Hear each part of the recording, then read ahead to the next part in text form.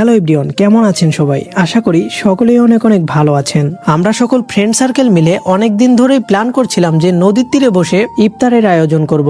যেই ভাবা সেই কাজ, তাই বন্ধুদের সাথে করে নিয়ে বিকেল বেলায় বেরিয়ে পড়লাম নদীর তীরে যাওয়ার উদ্দেশ্যে। তো প্রথমে চলে আসলাম বাজারে, কেননা কিছু কেনাকাটা করতে হবে। তো এখান থেকে কিছু ফল আর মিষ্টি কিনে আবারও রওনা করলাম। সো ফাইনালি আমরা নদীর পাড়ে চলে আসছি এবং এখানে আমাদের আরো কিছু বন্ধুরা আমাদের জন্য অপেক্ষা করছিল। সো নদীর পাড়ে তো আসলাম, এখন আমাদেরকে সুন্দর একটা বসার মতো প্লেস খুঁজতে হবে। তো অনেক খুঁজতে খুঁজতে একটা জায়গা আমরা পেয়ে গেছি, আর এখানকার ভিউটা দেখেন গাইস। সো ফাইনালি আপনারা দেখতে পাচ্ছেন আমি এখানে অনেক ভাব নিচ্ছি। তো ভাব নিতে নিতে একজনের সাথে পরিচয় করে দিয়ে, ইনি হচ্ছে হৃদয়, রোজা থেকেও ভণ্ডামি ছাড়ে না। তো আপনাদের কিছু এক্সাম্পল দেখাচ্ছি।